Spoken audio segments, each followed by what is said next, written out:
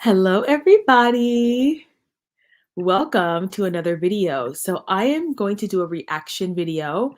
I came across this video entitled Gen Z and Alpha are making teachers quit. And I was like, oh, let me see if this man is going to eat, because you guys know that even though this channel deals with health and fitness and society, I was a teacher for 12 years. I quit right after the pandemic. And for a lot of reasons. And I've talked about that in my videos. And I have 3 I quit teaching videos. I talk in one video about how teaching is one of the most unhealthy professions for a multitude of reasons. That video has thousands of views because people are like, oh my gosh, thank you for saying this out loud. And then I have my original Why I Quit Teaching video, in which I just kind of went over what was happening at the time. A lot of it has to do with COVID and Black Lives Matter and low expectations. And I was like, I can't do it because I just grew up in a different environment. So anyway, I am going to respond to this video. I've not seen it, you guys. I just saw the title and I was like, let's see. So I'm gonna do that. Let me go ahead really quickly though and put my I quit teaching videos in the chat before we get started. So you guys can go ahead and grab a drink, some coffee. Well, it's actually late for coffee, but you guys can grab your drinks or your dinner or whatever. And we're just gonna get into this video. So let me see, I'm not exactly proficient with YouTube, but we'll get, so anyway, I have 3 major videos, though I would say the more popular videos. I'll put those on there. So this first one is Teaching Made Me Unhealthy. I don't know how to do, oh, here we go. There's a button. Share. Copy link. And then just throw it in the chat. There we go. So this is my I quit, I was unhealthy. So you guys can look in the chat for that. And I'll also put these in the description box. And then I quit teaching mid-year. And the steps that people can take so that they will quit and they regret it. But I'm like, let me tell you everything I did, because I didn't want to quit. I wanted to stay in the profession, but so I did everything that I thought I could do aside from becoming a principal, because that was something I was never going to do, to before I quit teaching. So let me go ahead and play this video, and then as it plays, I'm going to see if I can get you guys, make sure the audio is correct.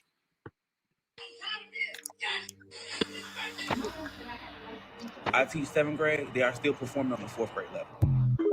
The kids are struggling. They can barely read, they're being disrespectful, and they're making teachers quit in droves. My name is Amir Odom, and in today's video, we will be talking about the countless videos from teachers all across America highlighting how bad it has gotten within our public school system. Let me just make sure this is working. Perfect. Perfect. Okay, let's go. And this is one of the reasons why I quit. After a degree, after clinicals, after 5 years of teaching, one of those reasons is why I quit. That right there, definitely a parenting issue and cultural issue, to the point where you have students saying, oh, my mother said I have the right to beat your ass, to a teacher, to an adult who's supposed to be leading you. See, a lot of these parents, we're going to get into that in another video, but a lot of these parents really think that school is just daycare, and that when the child comes home, there's nothing that the parent needs to be doing to further their education. I actually think it's deeper than this. What I'm seeing is that the generation of parents who are having these children, a lot of them, number one, had these children young. So they're like my age and their kids are 15, 16. I'm 35. So if you do the math, they were 20 years old. So a lot of these parents grew up with very strict parents, and this is an overcorrection. So maybe you guys had the same kind of childhood that I did, but what I'm seeing is, because in our day and age, when we were growing up, you could not talk back to your teachers. You could not engage in disrespectful behavior in the classroom because your parents and the principal would be involved. And a lot of the downside of that was that a lot of teachers, I shouldn't say a lot, but there was a group of teachers who were abusing this power. They were abusing their authority. And I think the overcorrection is, well, my parents used to my teacher was wrong, and I'm not going to do that with my kids. I'm going to let my kids do whatever. It's just it's ignorance and it's not understanding nuance. So on the one hand, I can see that, yeah, you know, there are a lot of things that went on in classrooms that maybe weren't as, you know, they were not moral. Let's call it that. There are issues, right? There are a lot of teachers who we found out are inappropriately, you know, having, you know, relations with children and inappropriately speaking to children. I'm not denying that. But what you don't do is then swing the pendulum to the other direction and say, let's beat teachers, because that's what happens. And he's right that the parents are consenting to this. They're not parenting. But beyond that, they're giving the kids permission to not be respectful in the classroom. So yeah, I would now, when I was a teacher, you know what I would tell these kids? I would say, I'm not your mama.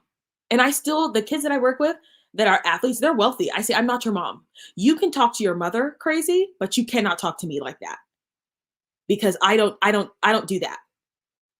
And of course, I think it has a different tone coming from me, because I'm like, I'm not afraid of you and please try me. But certain people, certain races would never get away with saying that. just gonna tell you the truth. Okay. And what had happened was I had a difficult student who he would come in high. He would sleep all class period, wrote him up. Admin did absolutely nothing, to a point to where some admin were deleting my referrals, deleting them. See, and that's a big difference, because when I was in high school, it was common for students to come into school high, whether it be like whatever type of substance they were coming in high or being disrespectful. They were gone. They were sent to the bad school, and for the county, like they were either expelled or sent away to the bad school. But the bad students always were made an example of. But I don't think that's happening anymore. And let me explain to you what's happening. So, in a lot of schools, the kids who were getting in the most trouble were Black and brown kids, as they call them, right? Hispanic and Black kids.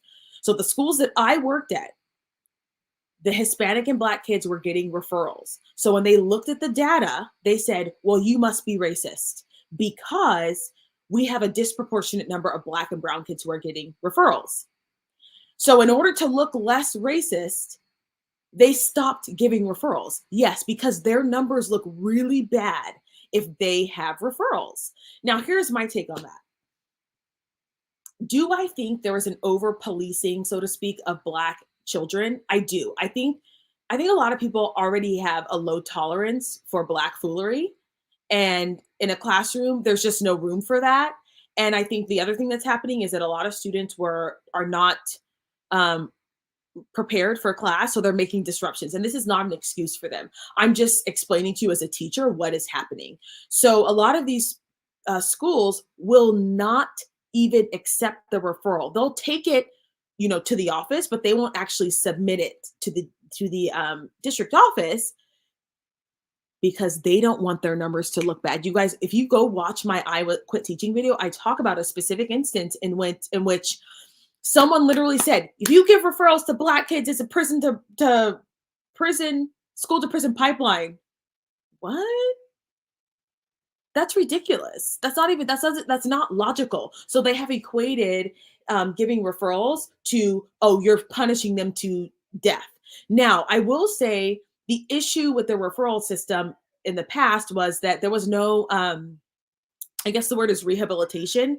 There was no learning component to it. So yes, as Amir said, the kids would get gone to the bad school. And once you're in the bad school, if they don't have technical classes for you, if they don't have, you know, my brother, you guys, actually went to a bad school. He is now getting his PhD. So it's not like you can't turn your life around. My brother is one of us. So like we're built different.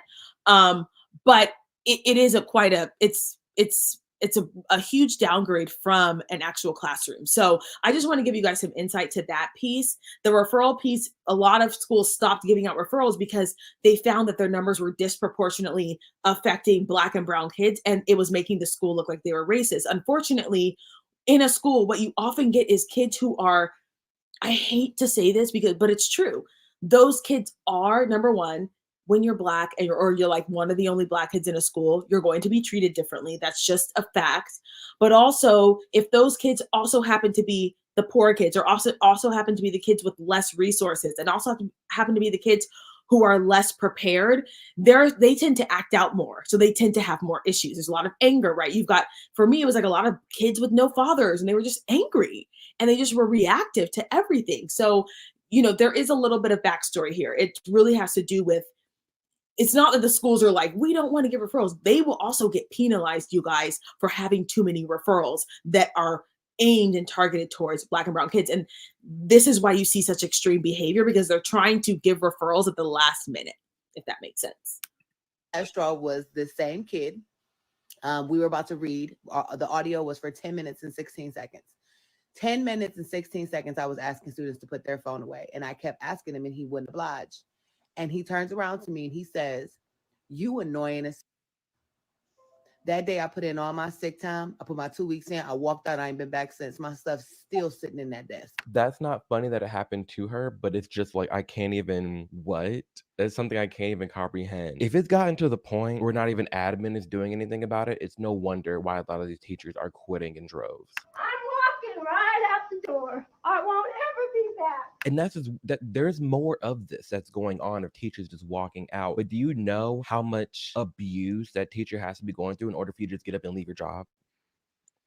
Yeah, I want to add on to this because like a few years ago, there was a video of a kid being like, "You should be teaching these kids something." This white kid with long hair. "You should be teaching kids something. You should be doing something." I'm like, and the first thing I did was I looked in the comment section. If you guys know what video I'm talking about, comment below. Because the lady was sitting at her desk. He's like, "You just sitting there looking at your paper, doing whatever." And I thought to myself, how much did she try? Because as someone who has seen teachers devolve, yes, that's a real thing, who has seen teachers devolve and just say, "I give up and I need this paycheck," it typically happens because kids are disrespectful. They won't even listen. Like, you have to come in with such masculine energy. That's why I hated my job. You have to come in with such masculine energy, because a lot of times they're like, "Oh, you're talking, I don't care," because there's no repercussions. I remember my sister told me, my sister's a PA, and she was like, "Yeah, I came in, I was supposed to teach this class to middle school boys. And until I arm wrestled one of them and told them that if I beat you, you're going to sit down, shut up and listen." And she beat them. That's when they listen. Like, can you imagine going to school every day and having to arm wrestle kids so they listen to you? Because the authority of a teacher is no longer there. And parents are contributing to this. And I have my other theories about what's happening too. Parents are contributing to this. They are out of control. So this is not like I guarantee you, she did not just leave because she wanted to leave. I think she was going through an immense amount of abuse. And like, if you're not, I hate to say it, but if you're not young or like extremely sarcastic, backbiting, like somewhat disrespectful, you have to have so much wit almost to teach, because you've got to be able to quit back at these kids enough to shut them up. I had a high school teacher like that. He was like that. He was able to just and people shut up. And he would insult them with words, like with big words. I guess they would say big words, right? It was an English teacher. But that was the kind of thing that you had to do. Imagine having to go to school and do that all the time. And there's all these, discipline classes and we shouldn't have to do that. It is not my job to discipline your child. And I'm going to talk about something that I learned working at a predominantly Hispanic school or Latino school. I don't even know the correct phrasing anymore. I'm going to tell you guys about that in just a minute. You know how long the abuse has been going on, the disrespect from the students, to where teachers just feel helpless. I don't know who you people think you are, but you don't treat anybody like this. Not funny. He's fed up, and it's sad because you hear the students in the back snickering as if nothing's gone wrong. I always heard that there's been an issue going on in public school, especially since COVID times. A lot of the students have been more disrespectful, but I didn't know it was this bad. And I didn't know it got to the point where you actually have students assaulting teachers. Like, obviously, I can't show y'all the students assaulting the teachers, but these articles I found, sincerely hope he gets the help he needs. Teacher talks to KHOU about getting punched in the face by student. This teacher got punched in the face by a student. This was 9 months ago. Another one 3 months ago. High school student throws chair across classroom, hits teacher in head. Victim, the teacher hospitalized. What is in the water? What is going on with these children to the point? It's not that there's like something going on in the water. What's happening is my from like 12 years ago, parents are not parenting children for whatever reason they can't. So parents are having children, or moms or dads, then immediately sending them to daycare, and they spend their whole life in a system, and the parents expect the school system to teach their children how to behave. What children are craving is actual authority from their parents. But because the parents are too tired when they come home, the parents are too, like, they don't even have the energy to barely cook a meal, let alone teach their children basic manners. This is what you get. You get students who throw chairs. On top of that, because kids know that there's no longer any consequences in the classroom, none whatsoever, there are no consequences, they really push the limit. The other thing that's happening is that there's social media now. People can see it. They like to TikTok and Snapchat everything. So it's a show. It's a show now to see like who can be the most disrespectful. And the first thing people do is they film it.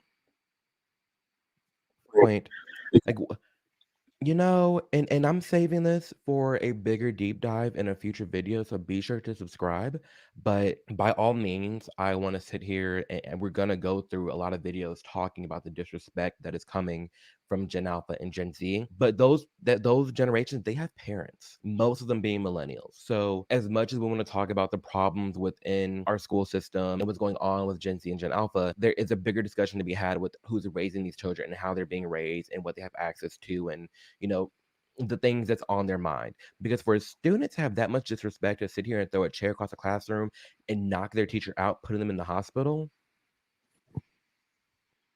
Yeah, I was like afraid of my parents' wrath. Like, and I think like that's, people are afraid of what is the word? Disciplining their children, because they don't want their children to hate them. I never hated my parents for disciplining me.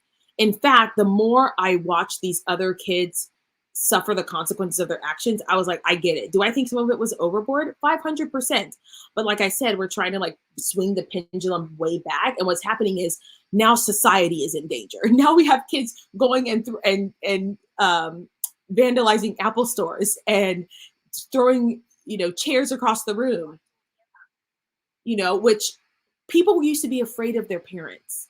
And so they wouldn't do these things, but there is no fear. There's no fear of parents, and there's certainly no fear of God in people anymore. They have no conscience. These kids have no consciences because their parents do not instill in them a conscience.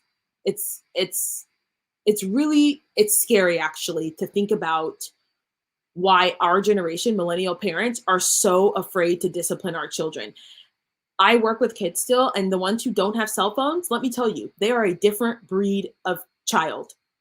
They're respectful, they're kind, they have critical thinking skills, they can nuance.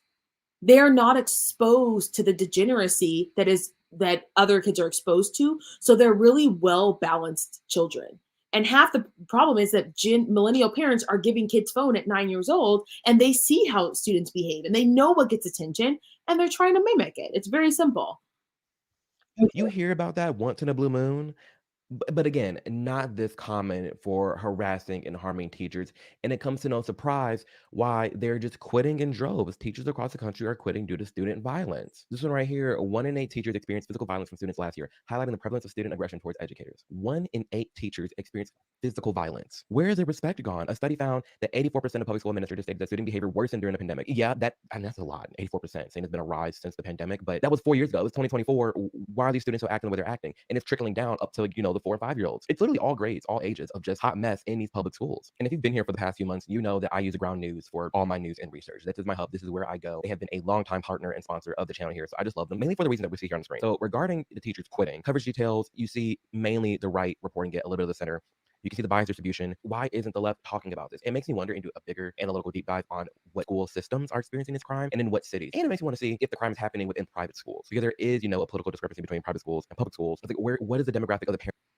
I can tell you, as someone who works in private schools, there is a little bit of a difference, but it's very different. Even the kids with money, their disrespect is different, but they're never going to throw it. It's not violence. It's like basically give my kid the grade that I want them to have, or I'm going to report you. It's a different kind of pressure when you're in a private school.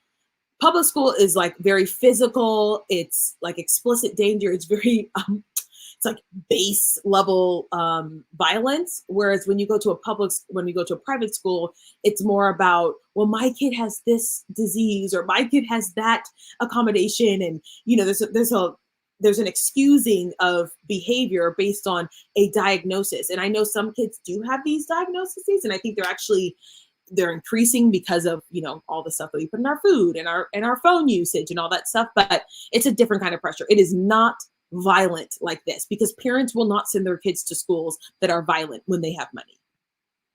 Parents of these children and where these kids live, and why isn't the left talking about this? You don't see the factuality. You can see it's a little bit mixed. Ownership, the sources covering this, there are from media conglomerates, which, I mean, this isn't really pushing a narrative. It's more just highlighting the issue going on in the United States. And not only that, but my utmost favorite. Okay, we're gonna skip ahead. I very nicely told you what to do. I'm about to touch you goddamn phone. I wouldn't even come to that. You wouldn't even come to it. You better do what you're supposed to do. Don't say anything else to me. Oh, Don't you come across. Enough is again. I'm so surprised. Well, actually, I'm not surprised by the amount of support that are in the comments for that teacher. I'm not saying whether I support what that teacher has done or not, so don't even be looking for me to say anything like that. All I know is that teachers are human beings, and a lot of times people forget that. For someone to be pushed to the point of yelling like that in a professional setting, like his entire livelihood, his money, his dignity was on the line, and he threw it all out the window. That means something. Either that guy is not very mentally stable, which I don't know him, but from what I've seen, the fact that he's in that classroom tells me that he was extremely and utterly disrespected. Yep, for far too long. Like I was mentioned before, it takes a lot for a teacher to do that. They're not just like, what you're getting yourself into when you're teaching, but you don't expect what's been happening in the past few years. That's what you don't expect, and that's what you don't deserve. I'm surprised that I'm glad the teacher didn't assault nobody, but it's clear the teacher's out here throwing desks that he was completely fed up. And another thing I want you all to notice is how quiet the entire class is whenever that teacher is doing what he's doing. It's sad that it had to come to that. Yeah, and I think she pointed out a good point, that the class was silent, because if the class was panicking, to me, that tells me that, yeah, the teacher's clearly having a mental breakdown. But the fact that the class is silent, they're almost aware of how that teacher's being treated and aware that his actions are correlated to how he's been treated the past few months or whatever it has been. So you guys remember when I just said, like, you get to the point where you have to talk to them like that or they don't listen? That's the problem with schools. Like, kids almost, and I hate to say it because all these schools look like predominantly Black kids, it's almost like they don't know how to listen if you don't yell at them. Like, you can't talk to them in nice voices because they don't listen. They need to be disrespected. They need to be told, like, cussed out. This man's like cussing these kids out. It's almost like they don't listen to normal tones. That's a problem. That's a problem with the parents, because that means that they have been taught that when mommy speaks in a nice voice, I don't have to listen. But when she yells, then I listen. And that's a whole nother discussion on parenting. Like, you listen to me the first time I say something. You don't wait till I get to that point, because by that point it's game over. So as we know, like, this is how they respond. This is how students respond. Like, you guys don't understand if you've never been a teacher. Like, you're like, all these professional development days are like, and just talk to them in a calm voice, and you just say this, and you do that, and they abuse you. They literally abuse you. And then you have to get to the point where you're talking like their mama, because that's what's happening, is like, until you talk like some Black grandmother, they don't listen. They literally do not listen. And I used to have a joke with my students. I would say, if I have to use my Black mom voice, you will never see the light of day again. Like, we will be in here writing lines, which I did used to make them do. And they understood. Because if you get me to that point, that means I am now pulling out of a resource that I don't even really have. So this is a very keen observation, because they are very aware that they're like, man, when he gets like that, that means he's serious. But that's a problem. Why is it that you don't listen the first time? Why do you have to wait until he gets like that? Even with me sometimes as an assistant principal, that students are just not listening. They can be extremely disrespectful. And this is not all of them. I'm not going to give a blanket statement, because there are some amazing kids out there, but there are some students who have learned to treat adults this way because they do that at home, and they think that it's going to translate well with a stranger or someone that they just met like a teacher. But I want to know what your thoughts are. A lot of this falls right back to the home, and either A, these students are talking to the parents like that and the parents don't care, or B, there is abuse going on at home. There is something is going on with the child to the point where they're acting out at school. The teachers are fed up. And here's another teacher elaborating on how mean the students have actually become. Do you honestly believe that these teachers are quitting their job 2 weeks into the school year because they're not getting paid enough, or because the politics that they're dealing with from outside of the classroom is too much to handle? No, that's not the reason. The reason why they're quitting is because these kids are mean. and they're making the classroom a war zone, and they're getting zero support from parents at home and from admin on their campus. This 100% stems from the stuff that they have to deal with day in and day out from 8 a.m. to 3 p.m. inside their classroom. It's the stuff that you have to deal with inside your classroom that makes you burn out and makes you never want to come back. Because here's the thing, nobody, like, I didn't go into teaching thinking I'm going to make a ton of money. I was actually willing, to be honest, willing to take that pay cut if the kids were respectful, but they're not. And like, this is the biggest difference. When I started teaching in 2011, there was a little bit of disrespect, but the parents gave me a lot of gifts. They were super gracious and kind. And as the years progressed, the kids got worse and worse. So I was willing to tolerate less. 500%, the children have changed. Teaching used to be worth it. I would even dare say worth the money and the energy when the kids were respectful. Like, I will literally scrub the ground with a toothbrush for you if you are respectful. Like, I will go out of my way as a teacher to give you help. That was the kind of teacher I was. And I was never mad about it when the kids were respectful. When they're not, I'm done. And that's what's happening. It's not money even, you guys. Like, and I say this all the time, you could not pay me $1 million to go back and be a teacher. Are you kidding me? And take that abuse? Are you kidding me? And stress me out? I had gray hairs. My hair is no longer gray. I mean, this is not my hair, but I have less gray hairs now that I quit teaching. Less gray hairs, you guys. Boy, I told you guys in the last video, 2 of the students that I work with, like, are in prison for murder. Like, no consequences. And I literally said, you know, if people expect the schools to parent, then the school's job is to administer consequences, because that is real life. That is what parents are supposed to do. Parents are supposed to give their kids consequences when they do something wrong. Instead, they do not. So what we have is a bunch of mindless, angry children who are growing up to be mindless, angry adults committing acts that have serious, grave consequences and never getting a consequence in their life. Like, are you kidding me? I understand that so many of our kids are dealing with rough lives at home and are dealing with trauma, dealing with mental illness, dealing with learning disabilities. All of those things make it difficult to thrive in school. And I understand that.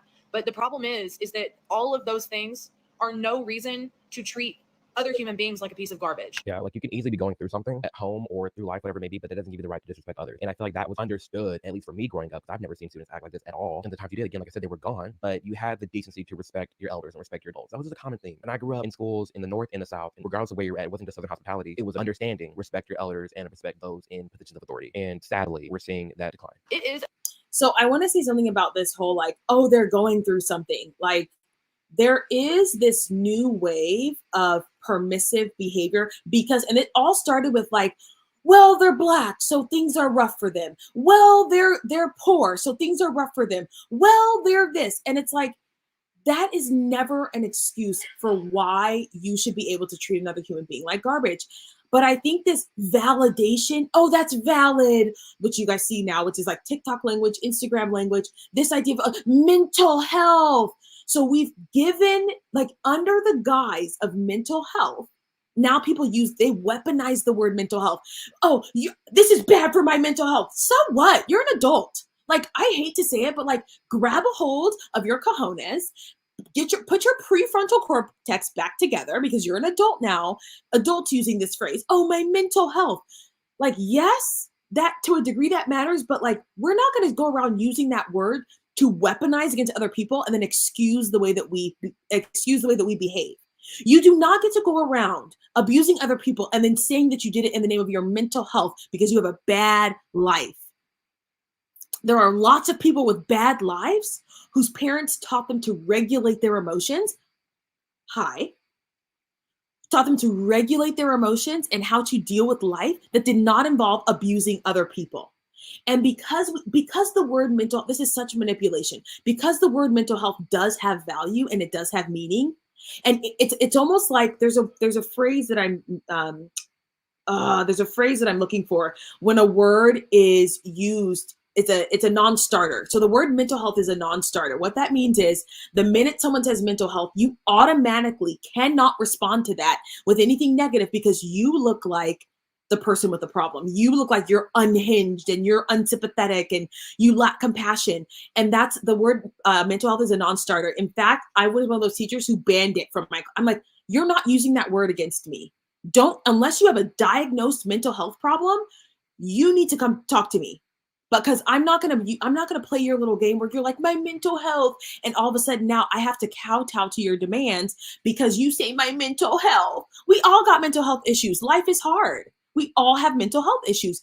So what are we teaching kids when we say, well, all you have to do is throw the word mental health out there. All you have to do is throw your race out there. All you have to do is throw your socioeconomic socioeconomic status out there, and now everything you do is excused. Anything and everything. This is what's happening in classrooms. There's and kids know this. They'll say you're racist to a teacher. Boom, the teacher's done. That's a non-starter. Once you call a teacher racist, but I would be like, yep, I sure am.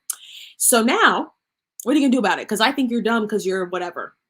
So are you gonna prove me wrong or am I right? Like, but do you see the kind of wit that you have to deal with these children? Most people don't have that. I grew up with 7 siblings. I was quick with I'm mean. Like but no one wants to go around doing that all day. That's too much work. It's too much work for teachers. So there are these non-starters in education that children have been trained to use. Their counselors will even tell them that it's not good for your mental health. And they know, boom. That's why we have adults doing it. My mental health, like you're a full 35 years old. Your prefrontal cortex is intact. You made decisions that did not align with what you were supposed to be doing, and now you're suffering the consequences. And I know that sounds really harsh, but I think we have to swing the pendulum back, which is like, let's stop being permissive because people have normal standard life issues. Like it's not an excuse to treat people poorly. It's a parent and an admin problem just as much as it is a kid problem, because the difference between now and 20 years ago even is that 20 years ago, when you would have a kid cuss you out, hit you, smack other kids, ruin your property, steal things off of your desk, there was going to be somebody on campus that was going to back you up and find a solution. But now that's not the case. Like, I can't even comprehend this. Like, I'm almost like, are all these teachers lying? Like, clearly the teachers are voicing their opinions and we're seeing them from out, we're seeing them get quitting, but like, I guess it's weird because the times are changing right before our eyes. I know for me, I was a kid in school. I remember hearing stories of back in the day when students acting up, you would get paddled. Like the teachers were allowed to paddle bad students, and then the paddling got removed. And then for me, it was like all the suspensions and, getting reprimanded, like all that kind of stuff. But now, like the fact that they're not really suspending kids, they're not sending them to the bad schools. No, and I told you guys before, the reason why they're not doing this is because racism. Discrimination. I told you guys, we sat in meetings and it was like, well, if you have X many of Black kids with referrals or X many of Hispanic kids with referrals, you're a racist school. You can't keep suspending these kids because unfortunately, you guys see the kids in these videos. Let's stop. We're lying to, like, we are a country who can no longer be honest. We can no longer, we cannot tell the truth and be honest. If you look at the kids in those classrooms, what color, what race are they? What ethnicity are they? Let's be honest. So what happened was we no longer could give suspensions and referrals and even in-school suspensions anymore because it would tally up as schools who are, discriminating and pinpointing and targeting Black kids or Latino kids, like whatever. So it's not, like, I think I have compassion for admin because I worked very closely with admin and I understand what's really happening. So it's a little bit, they're on a double-edged sword here. They're between a rock and a hard place because a lot of them want to, some of them don't, but a lot of them want to discipline and they can't. And I think I actually disagree with this video here. It is not it's not an admin problem. It's a parent problem. And this is what I mean by the disingenuous, America is so disingenuous and we're afraid to tell the truth. Your parents are supposed to teach you how to behave. It is not my job. My job is to teach you English. My job is to teach you, suffixes and prefixes and alliteration and onomatopoeia. It is not to teach you how to behave. That's a small part of my job. But if you're saying, oh, it's an admin problem, what you're saying is admin needs to become parents. Absolutely not. Parents need to parent. Parents need to teach their kids, hey, this is how you behave in a classroom. We actually practice sitting down quietly at my house. We practice, and I'll be doing the same thing with my kids. Sit down quietly for 10 minutes. Just be able to sit down for 10 minutes, not be on a phone, not be scrolling, just sit down. But kids cannot do this. And to put this on admin is really a way, because people are afraid of parents. We're afraid of the parents. We don't want to tell the parents you're doing a terrible job. We don't want to tell them that. We're afraid to tell them that they need to step up and be better about disciplining their children. Nope. We want, because we're afraid of the parents. So we say it's the admin. Oh, it's the admin. No, it's not the admin's job to discipline your child. It's your job. So that when we do have a situation, it's actually very severe and it's 1 in a million and we can handle it appropriately. But it is too much to come to a school where the kids are misbehaving every single day because their parents do not teach them discipline. And they go, oh, well, the teacher's racist. Oh, well, you're poor. Oh, well, you have this. No, I'm not. Like, stop. Because the world doesn't care. And this is something I used to tell my kids. And I was a teacher. I said, the world doesn't care that you're Black. The world doesn't care that you don't have money. They don't. So the reality is you have to do something about your life because the world does not care. So when you're ready to change your life, then you do it. And some of them like really appreciated that. They were like, wow. I'm like, yeah, this whole thing that they're playing with you guys right here. I said, this is not reality. Honey, this is not reality. Nobody cares. They don't. They need you to do your job and move on. This is a capitalist society. So this is the society we live in, and you're not changing it by being a degenerate. You're not. Okay, we're gonna do like 3 more minutes, and then I'm gonna get off this thing. They're not failing the kids. Like, are we coddling? Are we that? Like, are we coddling everybody? This era, you know what? I'm over this era of like treating everybody with respect. That sounds so weird to say. What I mean by that is this era of just coddling everybody or making like being accommodating to everybody. I hate him so much for this. Same. I am so over treating everybody with respect, because where this comes from is we were like, well, if you want respect, you have to give it. So this is what they used to say. The kids used to say to me, and so deeply within my being, in my soul, I wanted to say, I don't have to respect you. You're a child. And that doesn't mean I didn't treat them with respect. What it meant is we are not on the same level. Like treating your child like they're on the same level as you is a problem. And this is what's happening in the schools. The children, the parents have given them permission. Oh, you're not on the same level as me, baby. I'm the adult. End of the day, I'm the adult. But these parents, this is what I'm saying, these parents, they treat their children like mini adults, and then their children think that they have opinions and thoughts on everything. I even tell the kids that I'm working with now, I didn't ask for your opinion. This is a dictatorship. It is not a democracy. They laugh at me, but then they get it. They're like, oh, yeah, I'm not your mama. You're not going to sit here and argue with me about what we're doing. That's not how this goes down. Nope. Try Jesus. Do not try me, because I'm not the one. But this is like, yes, I'm so over treating everybody with respect, because what it means is we permit a lot of behavior that is degenerate. Everybody giving an excuse to everybody, letting everybody just, like we see with the TQ plus community, when we just talked about the fat phobia people, students, it's like everyone gets a pass in life. No one's getting in trouble. No one's learning a lesson. 2010s, when I started my career, I was assured that if recordings just got better. Hey, it's Dana from StreamYard. I have to, anyway, maybe this is a good place to stop it. But maybe I'll do a part 2. If you guys want me to do a part 2, why don't you leave a comment in the comments section, and I will do a part 2 to the rest of this video. How about that? All right, you guys, I hope you enjoyed this. Thanks for hanging out with me today. You guys are so fun. Don't forget to like, share, comment, and subscribe, and I will see you guys in the next one. Bye.